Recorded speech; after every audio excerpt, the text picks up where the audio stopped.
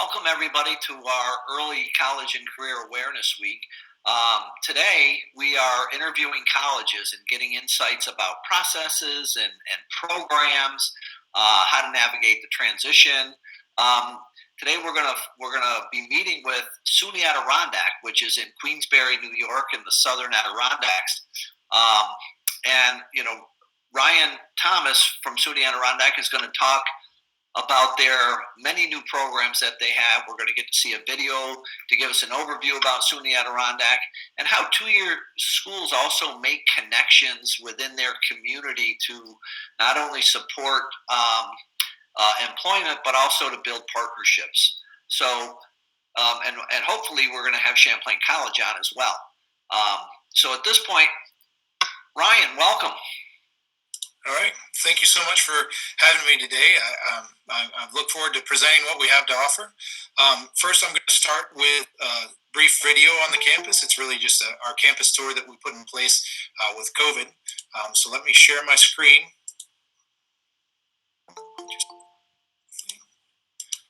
All right. And then come over here. Can everybody see that? Yes. Perfect. So I'll go ahead and let this play, and then I'll talk afterwards. All right?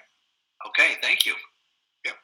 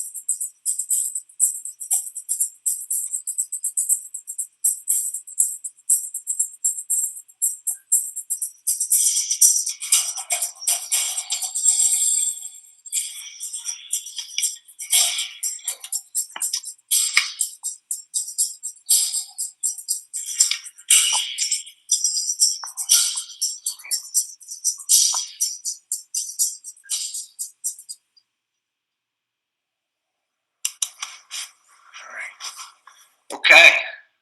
Yeah, quite the video. So, with that video, where would you like me to start off? First of all, I would like to welcome Diane.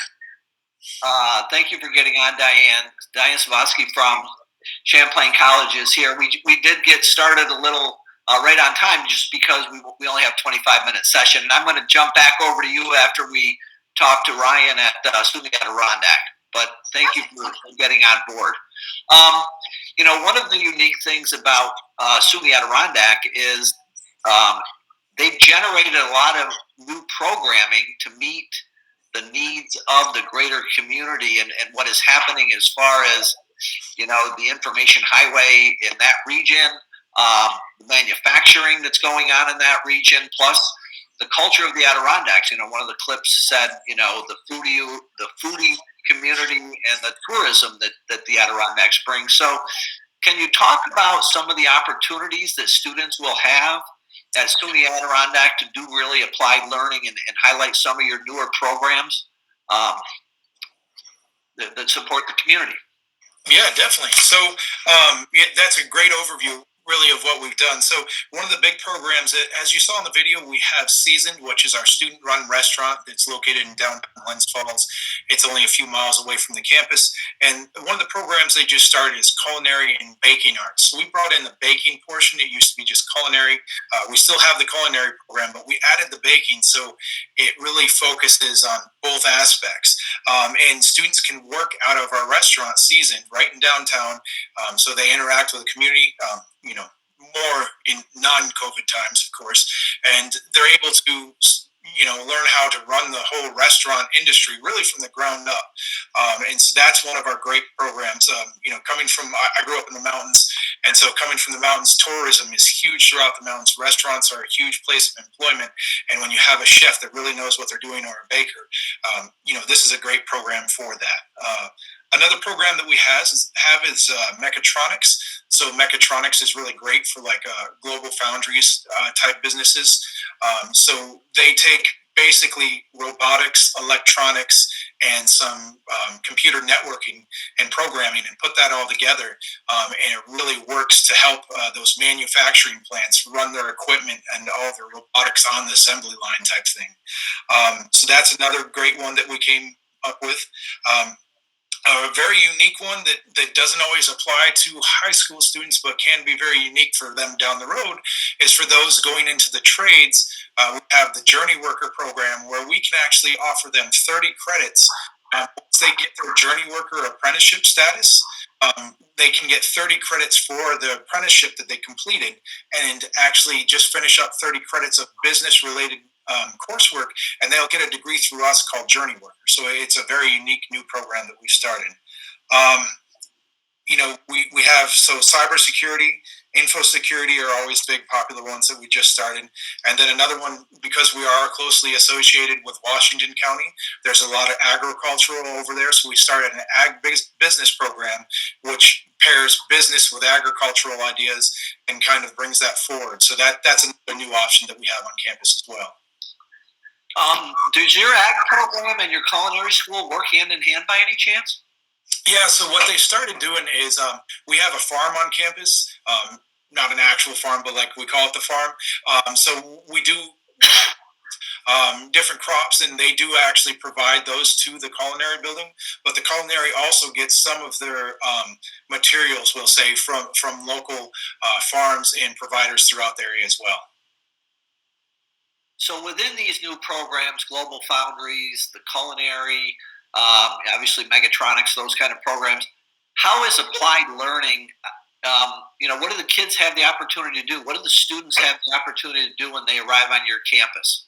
Yep. So with the mechatronics program, and so the mechatronics program, so that's geared towards getting students jobs at places like Global Foundries, or like for us, Finch, which is a paper manufacturer. So that's applied learning. They're hands-on in the classroom using they're called PLCs, and basically they're working with the equipment. They have a whole set of equipment in front of them that they're actually working with each class period throughout their mechatronics coursework.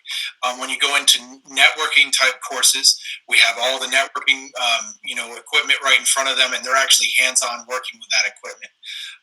Obviously, culinary is a great example because they're actually in the space doing culinary hands-on the entire time. Okay. You know, the time goes really quick, but I do have another question for you, Ryan, because of our guests today, you're the only two-year school. Yep.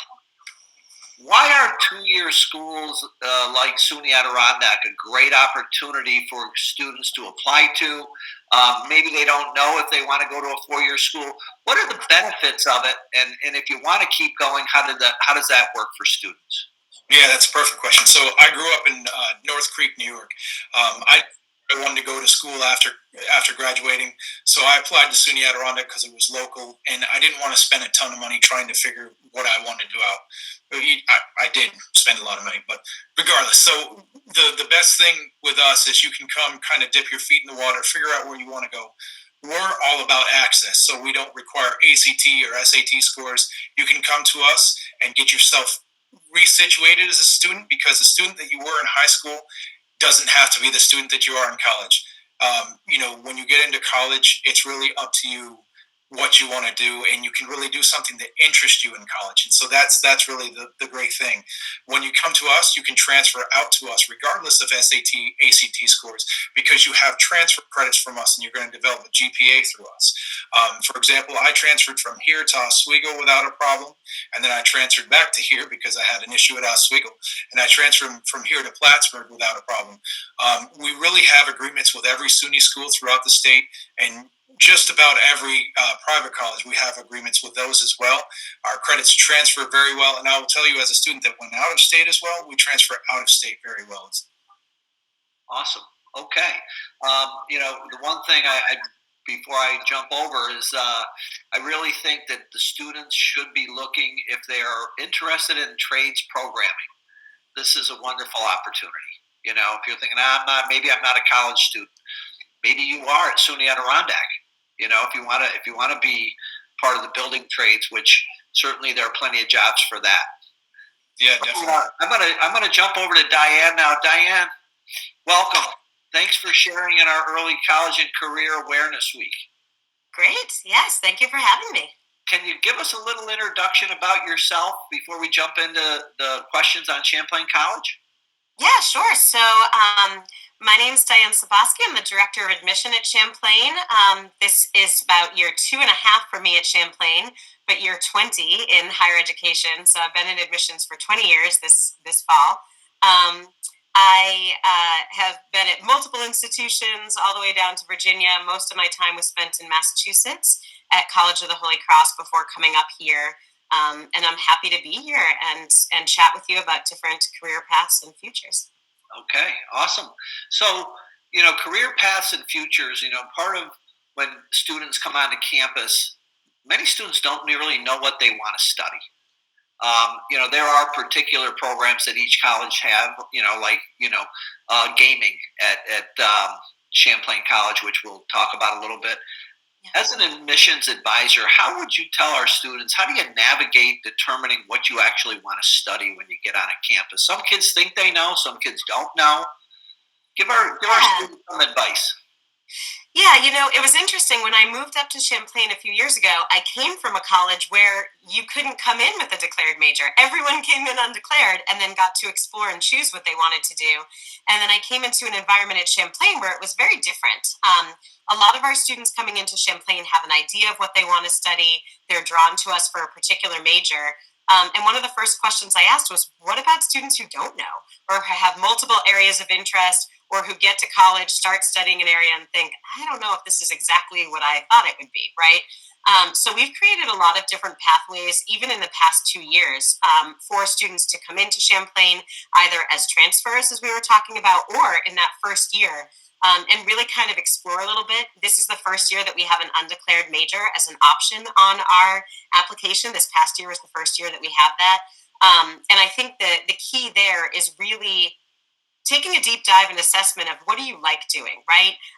If you like playing games, what is it you like about that, right? Just because you like playing games doesn't mean you'll enjoy making them or designing them. But what aspects do you really like, and what could you do without in your day-to-day life? And we have wonderful career coaches and advisors who will help students through that process of really discerning what it is they want to do once they're on campus.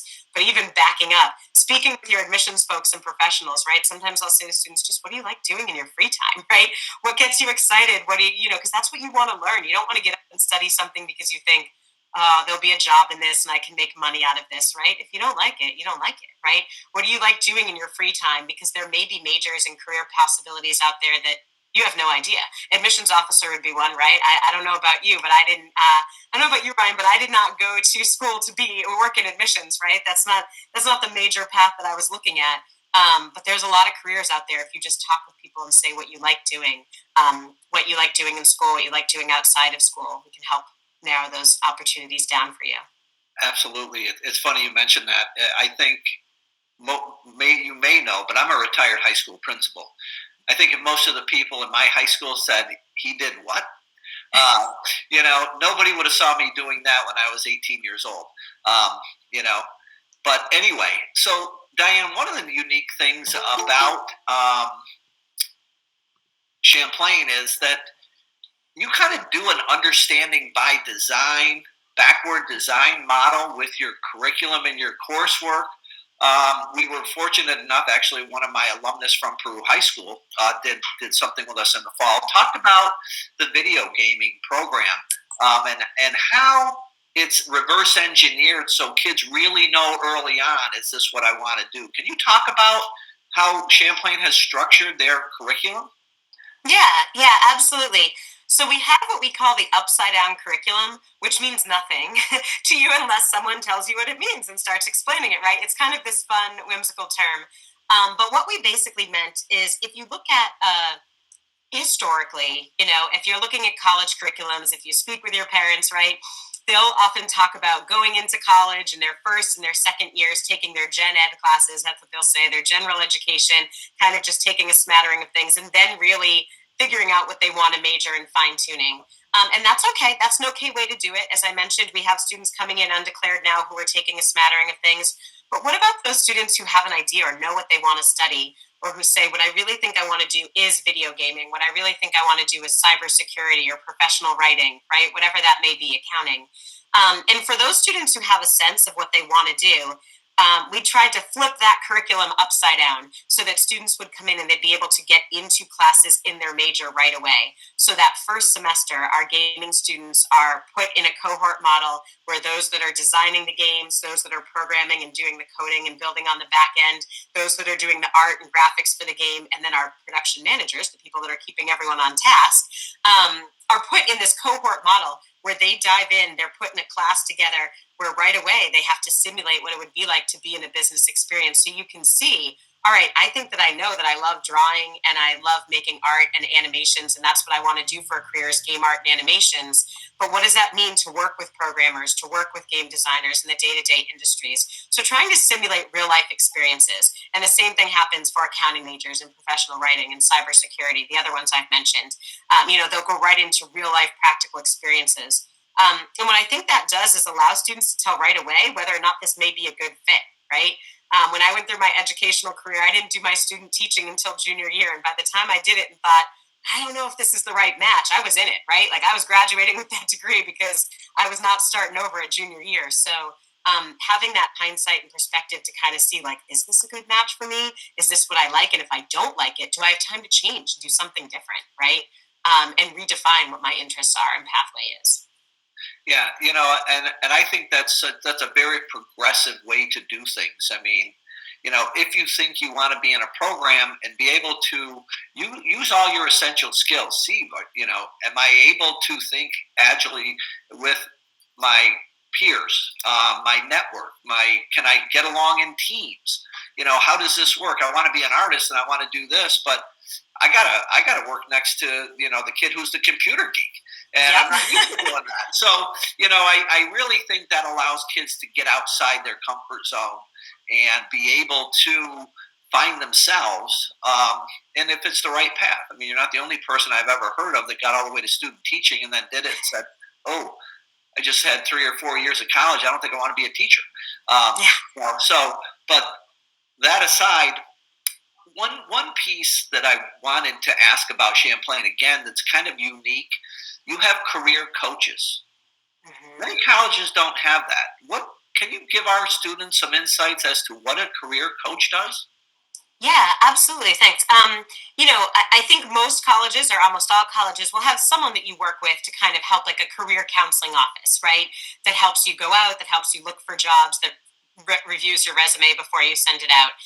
We have a slightly different model at Champlain, as you mentioned, Chris, in this career coaching model, and we call them coaches on purpose because they're really meant to get to know their team, right? So we've got different divisions or kind of areas at the college. One would be kind of our creative communications, creative media, right? So kind of our artistic and communicative and writing majors.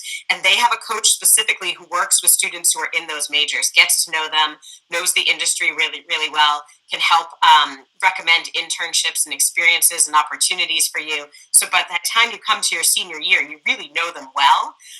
And we do that by industry, right? So someone would work just with the gaming students. Someone would work just with our online ITS students. Someone would work with those who are interested in criminal justice or law and helping professions, right? So we definitely have all these different coaches, and their job is to know that industry really well. They know the players, they know local people that you can do internships with, they know what some of the strengths and assessment skills that you'll need to go into these areas.